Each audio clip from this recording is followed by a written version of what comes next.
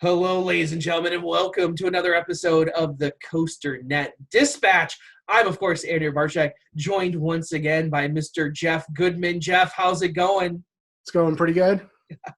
So tonight, we've got an interesting topic to discuss that over the last few months, we've actually seen a whole lot, or have seen rumors of, a whole lot of new coaster styles that we have not seen before. We saw some introduced at IAAPA. We saw some being rumored, like B&M surf coaster stuff. So yes, we don't really know exactly what some of these are, but tonight we want to kind of go over what we think that they could be, because none of them, we're going to look at 4 different styles. None of them have actually had a real coaster be bought or manufactured yet, be actually built.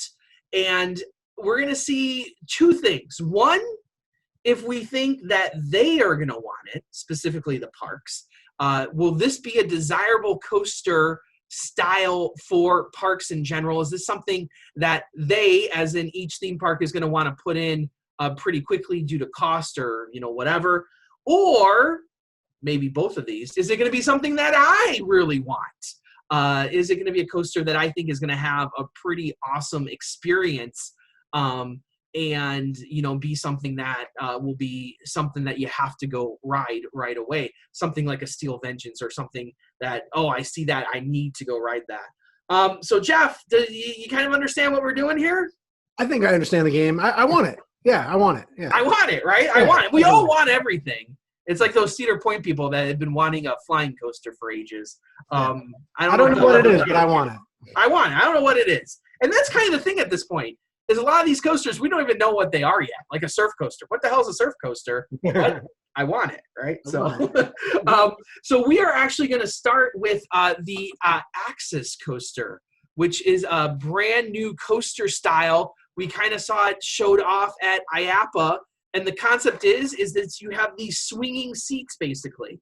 That you have a center axis car, and you have a free swinging seat. So as the car, it could loop, it could corkscrew, it can do a whole lot of different things. Now, Jeff, what were some of your initial impressions of that ride? Do you think it was cool, or? Yeah, I mean, there was something that really caught my attention. It kind of combines some familiar elements. I mean, it's kind of got that floorless feel sometimes, where you can kick your feet around. And I think that there's parks that don't have that experience yet that could maybe want something like that. It's got the invert experience, which is something that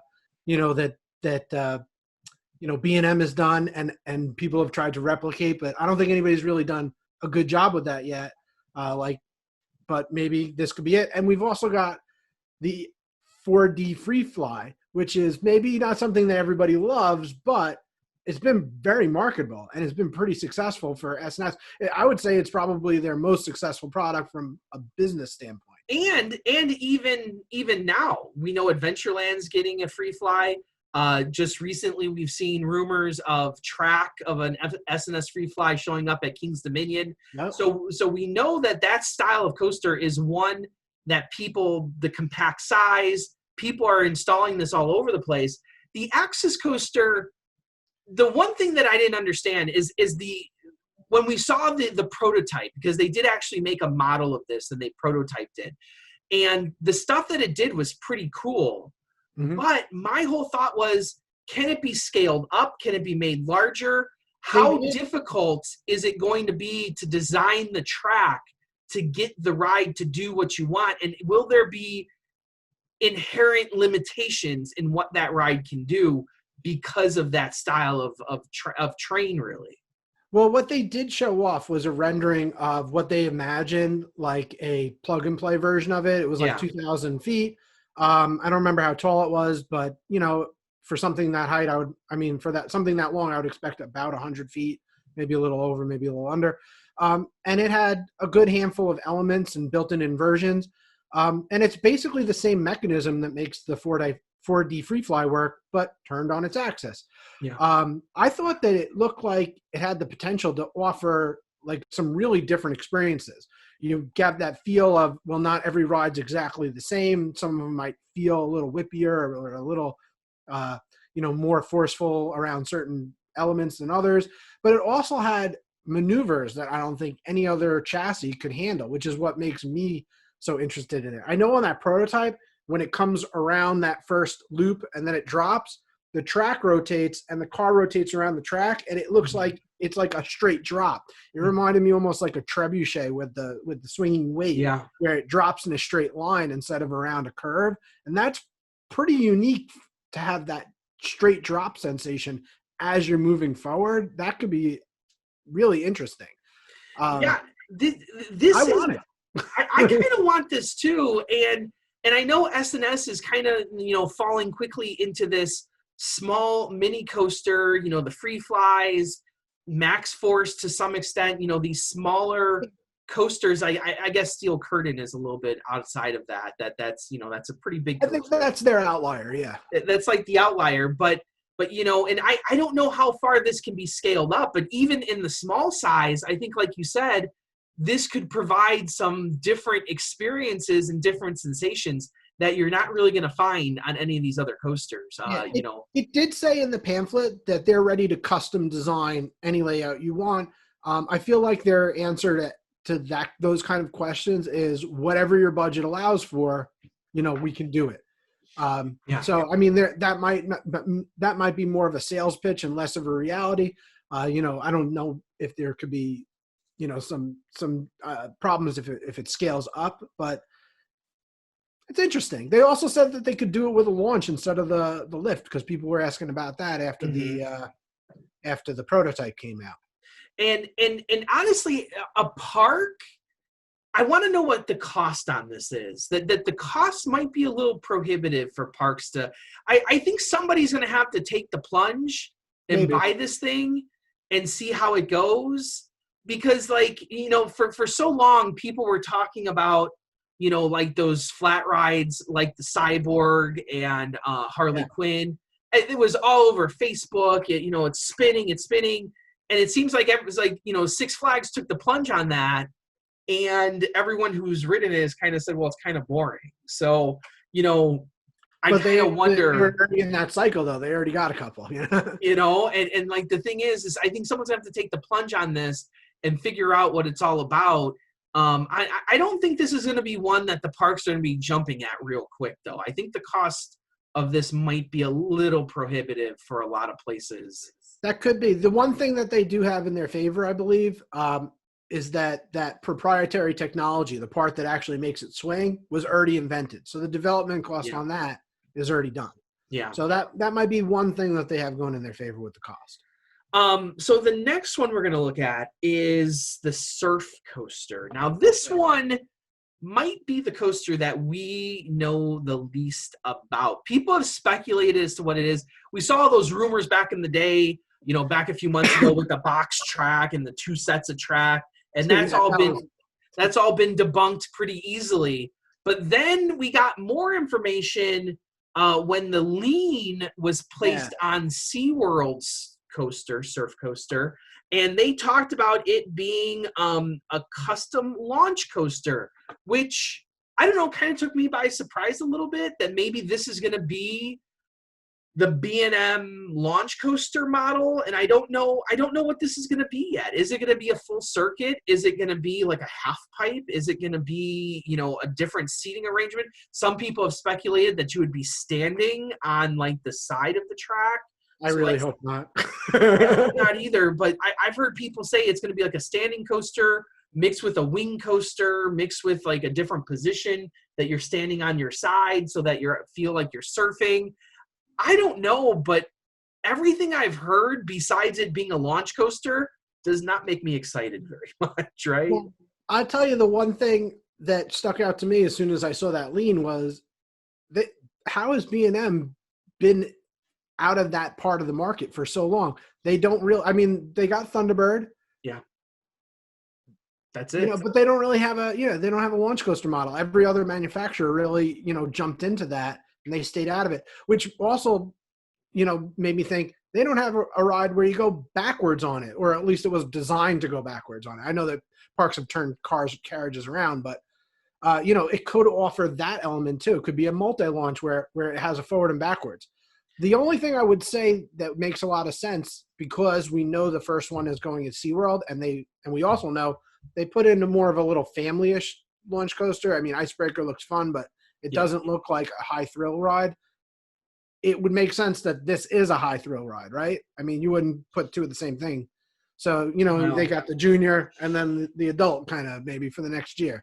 Well, and yeah, that's true. And my thing is it's kind of like boggled my mind that B&M hasn't gone back to the launch coaster since Thunderbird, because I think Thunderbird has one of the best launches on any coaster anywhere. It may not be the fastest launch, but it's one of the few launches that gets faster as you move on. That a lot of launches like just peter off, and they launch you and then you hit your max speed and then you just glide through the rest of the launch. This one, you are launching from start to finish. Wherever you see a fin, you feel like you're building speed as you move forward, which I think is one of the cooler parts of Thunderbird. So a surf coaster, I don't know, like, is just the name of it. You have to imagine surfing. So I imagine that the seating arrangement or standing arrangement is going to be different. Like you might be on your side somehow. Like, would you have smaller trains that you're on the side of the track looking out? Like, I don't know. Could this be the first lay down coaster? We're all on our bellies.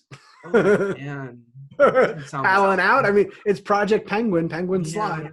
Yeah, no, that doesn't sound like fun either. But you're right. I don't know. This is one that I think we're gonna have to see. That I don't know if I want this yet. If it's standing, I don't know if I want it at all. If the launch coaster makes it a lot more exciting to me, it being a launch coaster, because B&M, the one B&M launch is really, really good. And with the cost of parks, with the cost of B&Ms in general, I don't know if this is going to be a big hit for a lot of parks either, really. Yeah, I don't know. I mean, like you said, I don't know what it's going to be. I mean, if it's a stand-up coaster, I don't know if I want it. I like the idea of a launch coaster.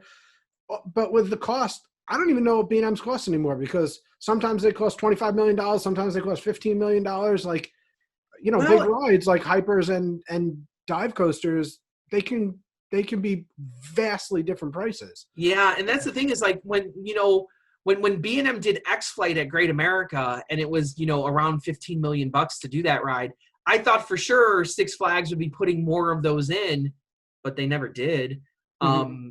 No one's really touched the dive coaster besides Cedar Fair, and now SeaWorld did, the smaller Mako, or what's it called now? Emperor. I think it's Emperor.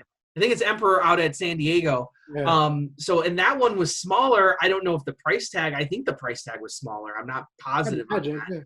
I like those. Like, to me, that bargain, like, if it's in that price range, I think it's very desirable for the park.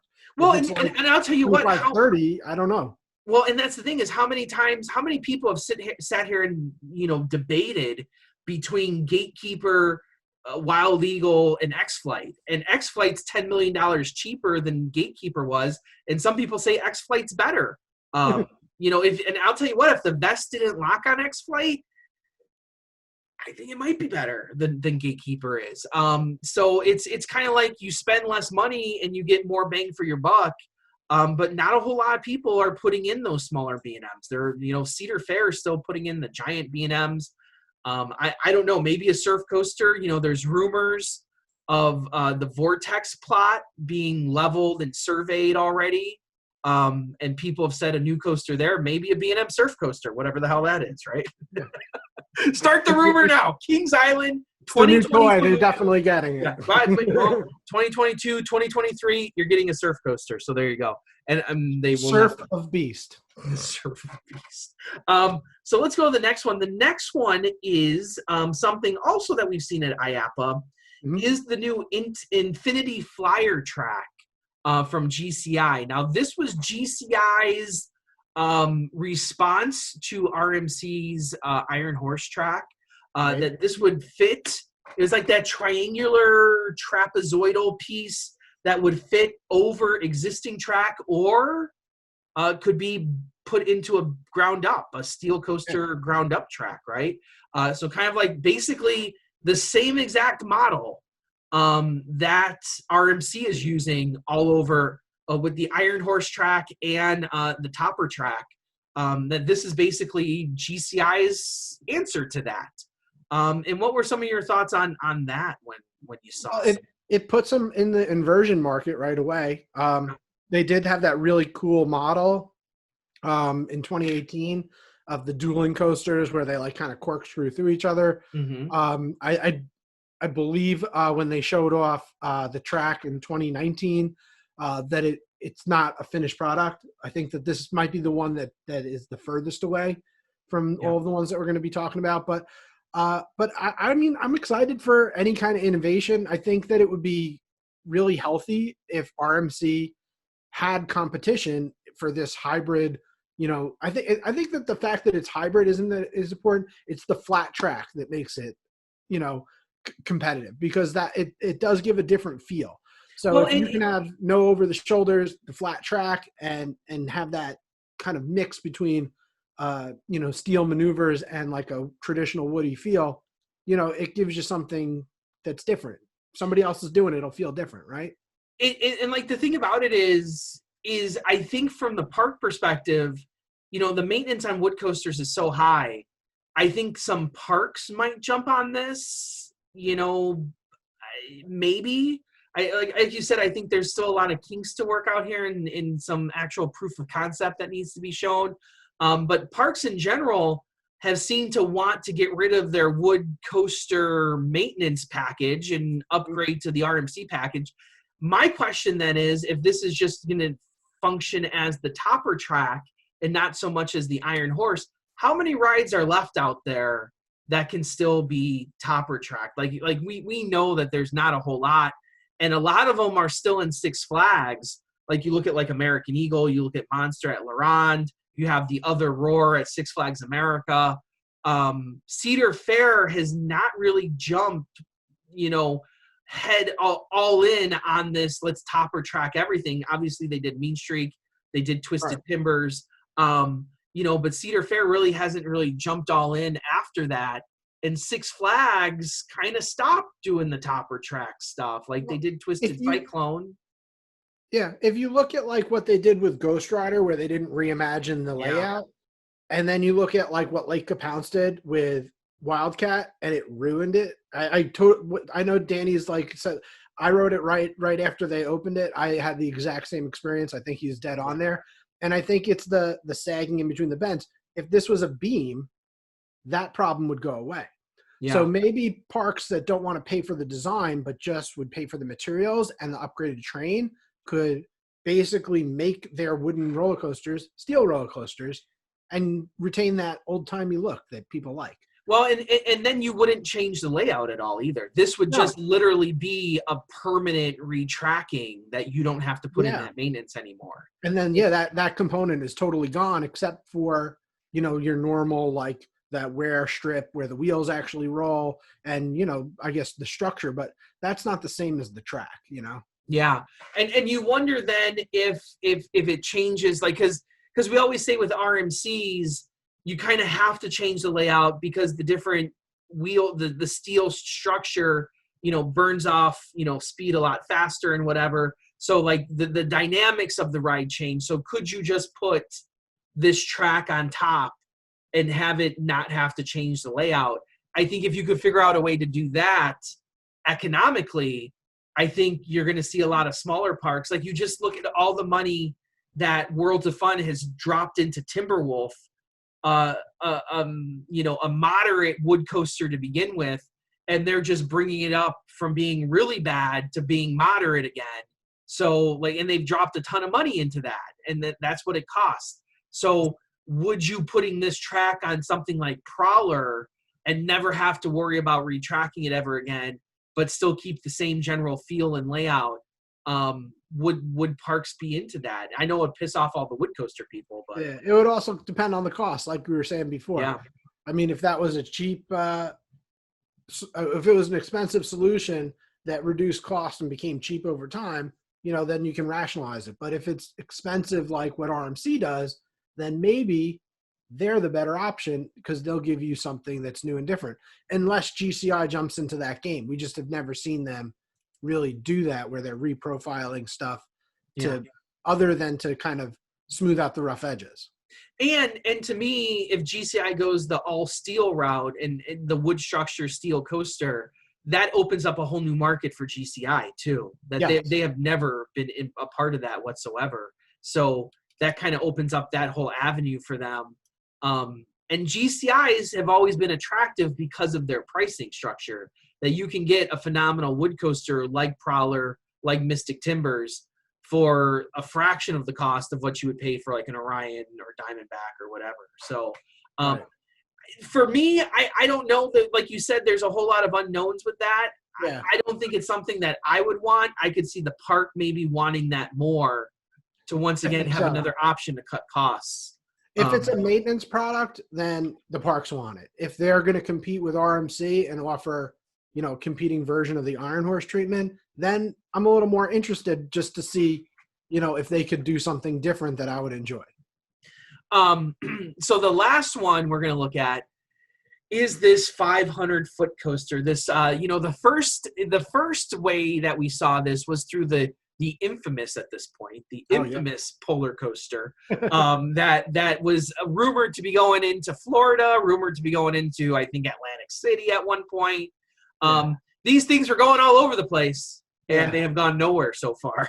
Oh, he had big plans, though. They had big plans, and it's manufacturers switched. And I think the last manufacturer was Intamin, and we've not seen them go anywhere yet.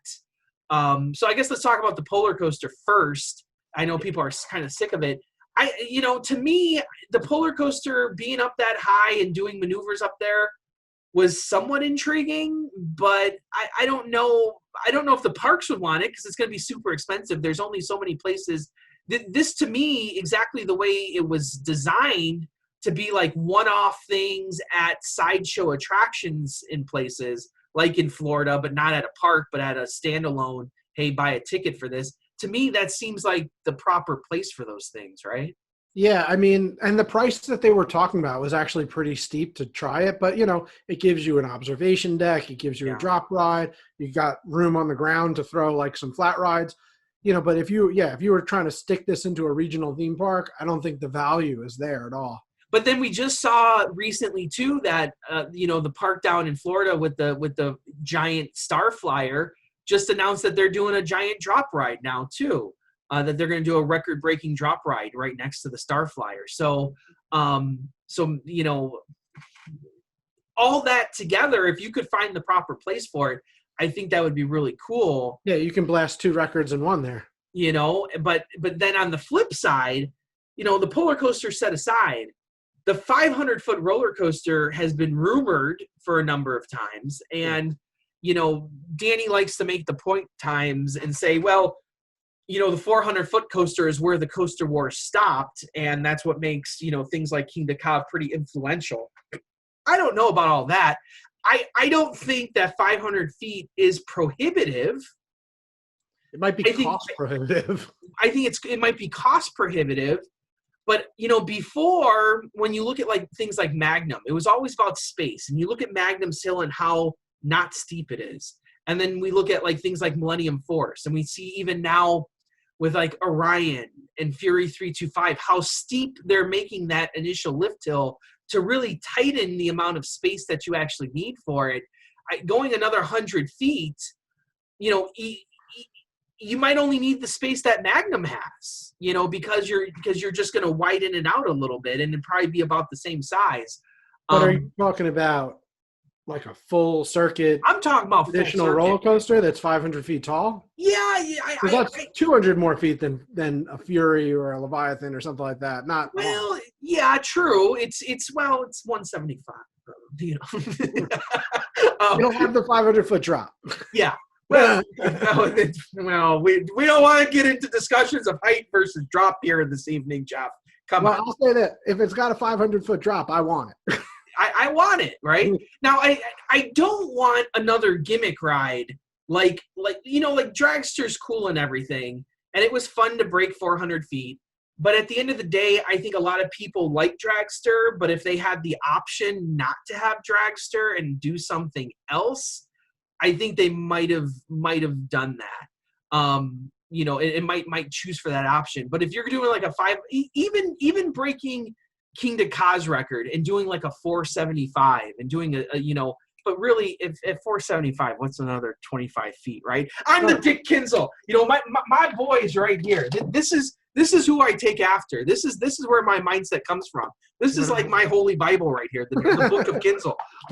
So like I'm like thinking to myself, if you're gonna go up 456, why not just go another extra few, you know, feet and make it a 500-foot coaster? I don't know. I want it. I don't know if Parks want it. I want it a lot, and I think Cedar Point might be the closest place to doing it. We've seen definitely not for everybody. Not for everybody. Well, I don't know if it's for everybody. Like, come on, if you like Orion and stuff, it's 300 feet. That's another 200 feet. You know. No, I mean it's not for every park. Oh, definitely, it's not for every park. This is going to be one of those rides that I think I could see B&M maybe approaching, you know, or Cedar Point approaching B&M and saying, hey, we want something really big. I think if you use that space, I've said this for years, this should become as no shock to people. If you use that space in Frontier Trail with the antique cars, now there have been, you know, when people are at Winter Chill Out, there were markings back there. So maybe they are planning something. And if you shoot it out to where Sandcastle used to be, I'm not sure how much space is left there anymore. They keep adding RV spots back there for some reason. Who knows why? They keep adding RV spots back there. So I'm not quite sure how much space is. I was going to go back there this year, but obviously that's not going to happen. But if you shoot it out that way and you have it come back, they have the space for it. It's going to be great though, right? A 500-foot drop. I mean, I can't really think of how many different ways you can make this model work. Like the polar coaster makes sense. It's not as exciting, right? Yeah. Doing another top hat kind of launch coaster like King to Ka or Top Thrill. Who cares? It's kind of cool, but it's not that much different.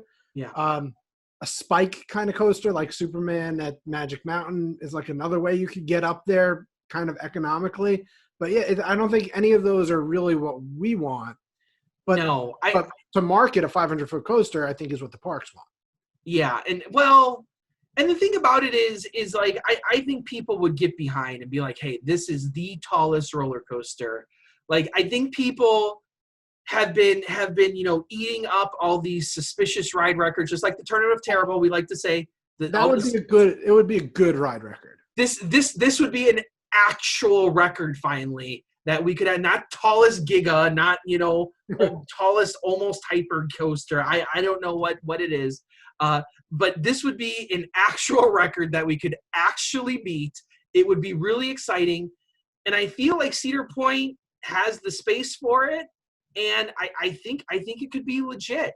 And realistically, like from a physics point of view, you're going to pick up a lot of speed, but breaking, like you think of things like Dragster and that 400-foot drop doesn't, or even King to Ka, 456. Does that feel like a long drop to you? Like it feels like a drop, right? On the way back down, I think it does almost 100. So it's only going a couple miles per hour faster than you know, one of those Gigas. With that hill, the brake hill, I mean, I know that that's a little bit different than Dragsters, but like that kind of solved that. How do we get rid of the energy but put it back to the station quickly at the same time? And it's like there's ways to do it. There's ways to figure it out. And I feel if there is a park that's going to do it, I feel like it's Cedar Point. We may only see one. I'm not going to lie to you. We may only see one ever, and that may be it. That may be it forever. 500 feet might be the final record we break in our lifetimes, legitimately. Because I like if you do a polar coaster, I like, yes, you are breaking the record, but to me, it's not impressively breaking the record. A 500-foot full circuit coaster with a drop of 500 feet or something along there, that to me would be an impressive feat. It might be the last thing I want to see ever. Like that will be the piece de resistance, and it will conclude. I'll say, okay, we can go back to the suspicious ride records for the rest of the time. Like, for another couple of decades, yeah. Because and I feel like Cedar Point's going to do it. I really do. I really think they're going to do it. Now, you can call me crazy. So I don't think the parks want it. I want it. You want it. I think there's only one park that wants it, and that is Cedar Point. And I don't think we will ever see another one ever again anywhere, because they're the ones that dropped the rumor that are making it, the tease with that little sign. Yeah, it wasn't even me, right? I'd even started. This is Jason McClure. This is Tony Clark. This is them. They told, we talk. Yeah. So and honestly, out of all the ones, that one's probably the longest, the longest stretch here. Like, honestly, like, are we going to see it? I'm not putting any money on it. Let's put it like that. The other three things we're going to definitely see at some point. Maybe the GCI one, I'm a little skeptical on, because GCI likes to throw stuff out there, and sometimes it never gets picked up, and usually it never gets picked up, So, but we're going to see a surf coaster. We're most likely going to see an access coaster at some point. I want to see a 500-foot full circuit. I want to see it real bad. But I think that's about my thoughts on those four ride types there, right? I want it, yeah. I want it. And I really want that. So as always, thank you very much for joining us here on the COASTER-net Dispatch. I'm, of course, Andrew Barczyk from Chicago, Illinois. I'm Jeff Goodman from Long Island, New York. Right on, Ride Warriors.